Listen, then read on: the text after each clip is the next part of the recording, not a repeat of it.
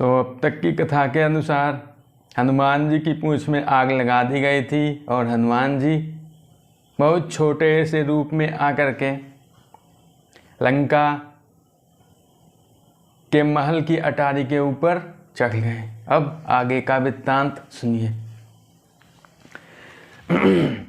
हरि प्रेरित तहि अवसर चले मरुत 49 अट्टहास करि गर्जा कपि बहिलागी आकाश। जब हनुमान जी की पूंछ में आग लगी उसी समय भगवान की प्रेरणा से 49 तरह के पवन, 49 तरह की हवाएं चलने लगी और हनुमान जी भयंकर गर्जना करते हुए आकाश की तरफ बढ़ने लगे।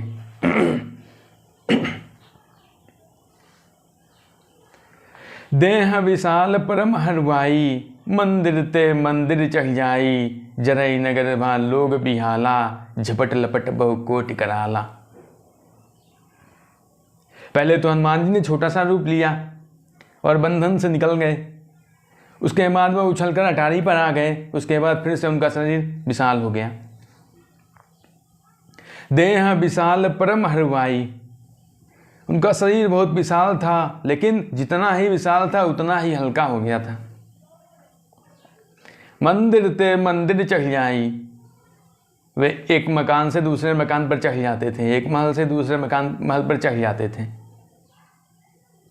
जरई नगर भा लोग बिहाला झपट लपट बहु कोटि कराला, वे एक महल से दूसरे महल पर चढ़कर वहां आग लगाते जाते थे।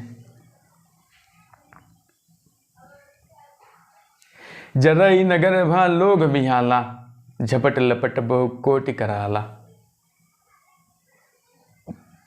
पूरा नगर जल रहा था। इस तरह से पूरा नगर जलने लगा। लोग बेहाल हो गए। चारों तरफ से आग की लपटें झपट रही थी।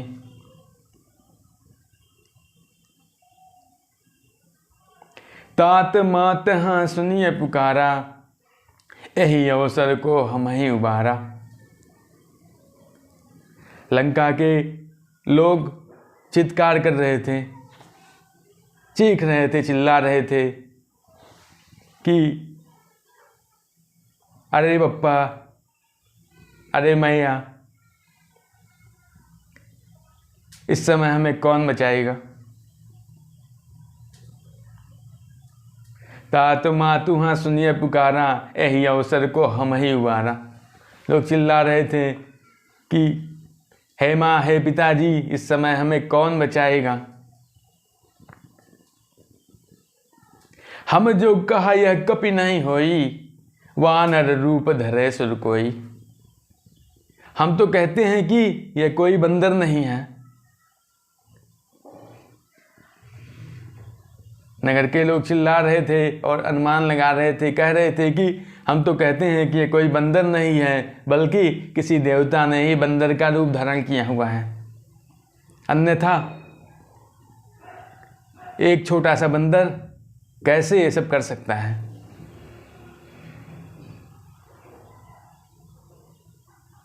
साधु अवज्ञा कर फल ऐसा, जरई नगर अनाथ कर जैसा। नगरवासी चिल्ला चिल्ला कर कह रहे थे कि साधु की अवज्ञा का फल है ये, साधु के अपमान का ये फल है। लंका इस समय अनाथों की तरह जल रही है।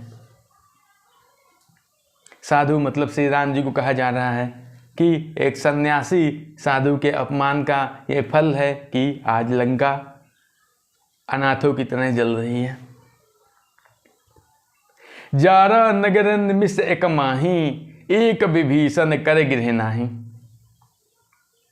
हनुमान जी ने पूरी लंका को 1 मिनट में जला दिया, सिवाय एक विभीषण जी के घर को छोड़कर। जारा नगर निमिष एक माही, एक विभीषण कर गृह नाही। अरे ताकर दूत अनल जहि सृजा, जरा नसो तहि कारण गिरिजा। भगवान शंकर पार्वती जी से कहते हैं कि हे पार्वती, जिसने खुद आग का निर्माण किया है, उसका दूध भला कैसे जल सकता है। इसलिए हनुमान जी नहीं जले या उनकी पूंछ नहीं जली।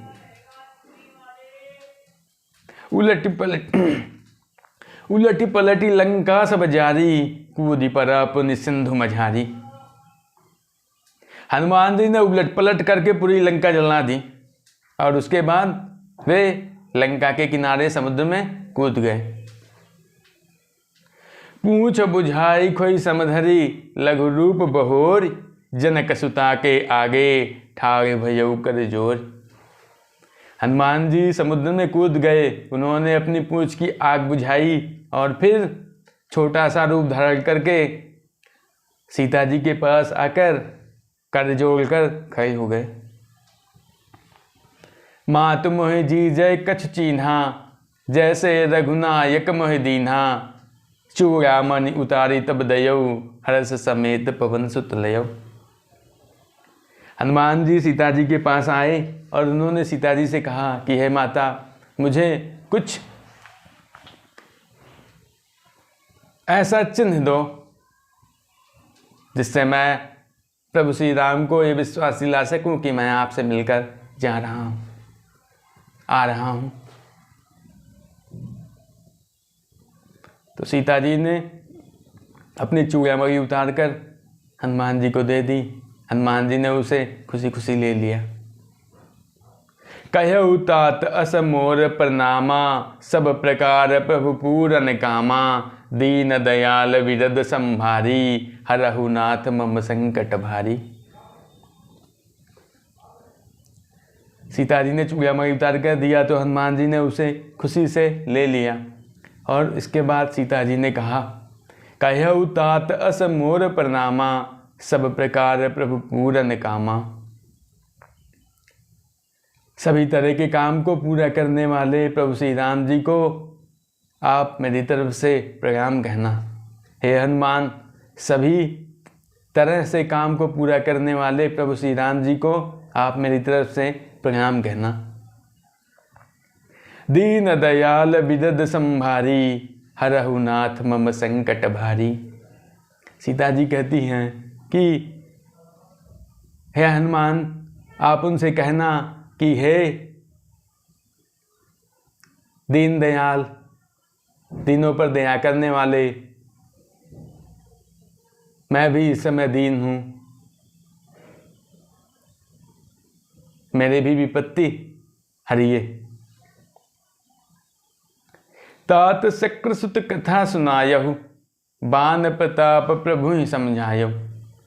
इसके बाद सीता जी कहती हैं कि हे हनुमान, तुम प्रभु श्री राम जी को शक्रसुत यानी इंद्र के पुत्र की कथा सुनाइएगा।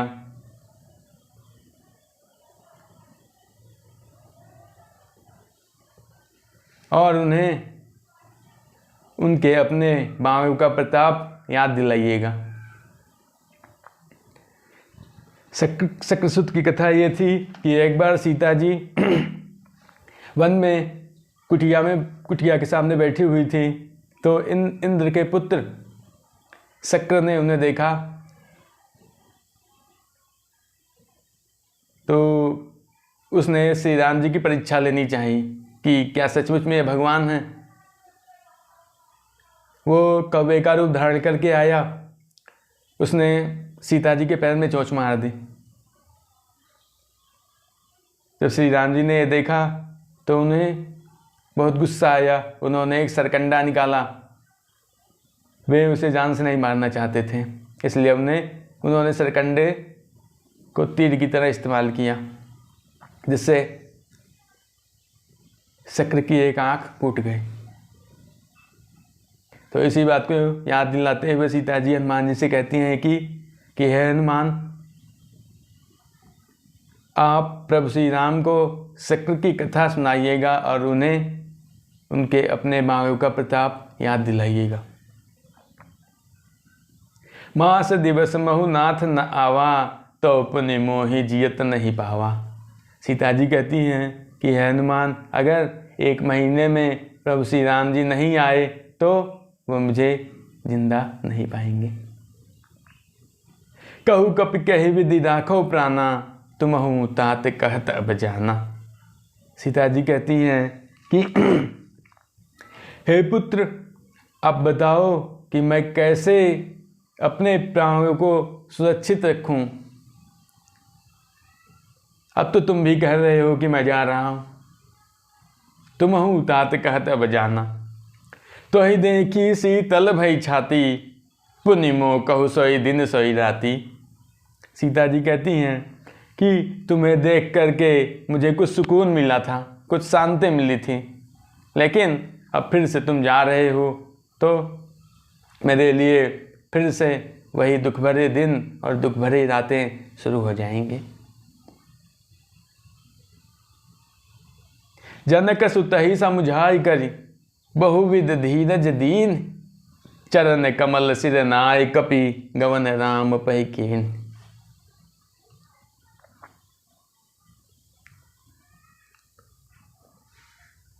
हनुमान जी ने सीता जी को बहुत तरह से समझाया। जनक सुतहि समझाई करी, बहुविध धीरज दीन। हनुमान जी ने जनक सुता यानी सीता जी को बहुत तरह से समझाया और उन्हें धीरज दिया। उसके बाद चरण कमल सिर नाय करी, गवन राम पै कीन। उसके बाद हनुमान जी ने उनके चरणों में सिर नवाकर वापस श्री राम जी के पास प्रस्थान किया। तो मित्रों, आगे की कथा अगले एपिसोड में बताइएगा ज़रूर कि आपको कथा कैसी लग रही है। तब तक के लिए जय सिया राम।